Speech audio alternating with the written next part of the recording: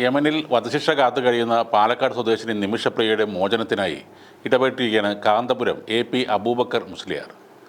കൊല്ലപ്പെട്ട യമൻ പൗരൻ തലാൽ അബ്ദു മഹ്ദിയുടെ സഹോദരനുമായും കാന്തപുരം സംസാരിച്ചിരുന്നു. തൻ്റെ സുഹൃത്തും യമനിലെ പ്രശസ്ത ഇസ്ലാമിക പണ്ഡിതനുമായ ഹബീബ് ഉമർ ബിൻ ഹഫീലുമായാണ് കാന്തപുരം ഈ വിഷയത്തിൽ ബന്ധപ്പെട്ടത്. കൂടാതെ യമൻ ഭരണകൂടവുമായും അദ്ദേഹം ബന്ധപ്പെട്ടിരുന്നു. നിമിഷപ്രിയയുടെ മോചനത്തിനായി ശ്രമം ഉണ്ടാകുമെന്ന് ഉറപ്പ് നൽകിയതായി കാന്തപുരത്തിൻ്റെ ഓഫീസ് പറയുന്നുണ്ട്. കഴിഞ്ഞ ദിവസം ചാണ്ടിയുമൻ MLAയും കാന്തപുരത്തിൻ്റെ അടുത്തെത്തി നിമിഷപ്രിയയുടെ മോചനത്തിനായി ഇടപെടണമെന്ന് അഭ്യർത്ഥിച്ചിരുന്നു. പ്രശസ്ത സുന്നി സൂഫി ഇസ്ലാമിക പണ്ഡിതനാണ് ഹബീബ് ഉമർ ബിൻ ഹഫീസ്. ഇദ്ദേഹം യമനിൽ സ്ഥാപിച്ച ദാറൽ മുസ്തഫ ഇസ്ലാമിക പഠനകേന്ദ്രം വളരെ പ്രശസ്തമാണ്. ആ സ്ഥാപനത്തിൻ്റെ ചാൻസലർ കൂടിയാണ് ഹഫീസ്. വിവിധ ലോകരാജ്യങ്ങളിൽ നിന്ന് ഈ മതപഠന കേന്ദ്രത്തിലേക്ക് ധാരാളം വിദ്യാർത്ഥികൾ എത്തുന്നുണ്ട്. യമൻ ഭരണകൂടവുമായി അടുത്ത ബന്ധമുള്ള ആളാണ് അദ്ദേഹം.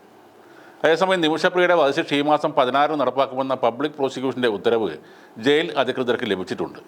കുടുംബത്തിന് ദയാധനം നൽകി ശിക്ഷ ഒഴിവാക്കാനുള്ള ശ്രമം തുടരുകയാണെന്ന് യമനിലെ മനുഷ്യാവകാശ പ്രവർത്തകൻ സാമുവൽ ജെറോം പറയുന്നുണ്ട്. നിമിഷപ്രിയ തടവിൽ കഴിയുന്ന സനായിലെ ജയിൽ അധികൃതർക്കാണ് ഈ ശിക്ഷ നടപ്പാക്കാൻ ഉദ്ദേശിച്ചുള്ള കത്ത് ലഭിച്ചത്. പബ്ലിക് പ്രോസിക്യൂട്ടറാണ് ആ കത്ത് നൽകിയതെന്നാണ് ലഭിക്കുന്ന വിവരം. നിമിഷപ്രിയയുടെ മോചനത്തിനായി ആക്ഷൻ കൗൺസിൽ നൽകിയ ഹർജി സുപ്രീം കോടതി ഇന്ന് പരിഗണിക്കും. ജസ്റ്റിസ് വിക്രംനാഥ് അധ്യക്ഷനായ ബെഞ്ചാണ് ഹർജി പരിഗണിക്കുന്നത്.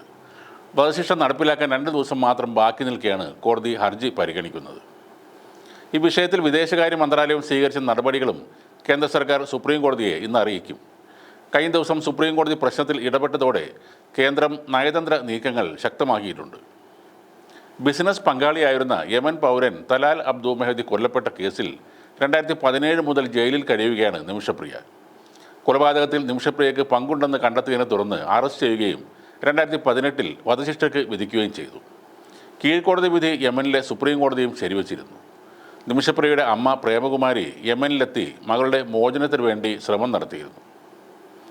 അതിനിടെ വധശിക്ഷ നീട്ടിവെക്കണം എന്നാവശ്യപ്പെട്ട് നിമിഷപ്രിയയുടെ അമ്മ യമൻ കോടതിയെ സമീപിച്ചിട്ടുണ്ട്. എന്നാൽ വധശിക്ഷ ഈ മാസം 16 തന്നെ, അതായത് മറ്റന്നാൾ നടപ്പാക്കും എന്നാണ് വിവരം.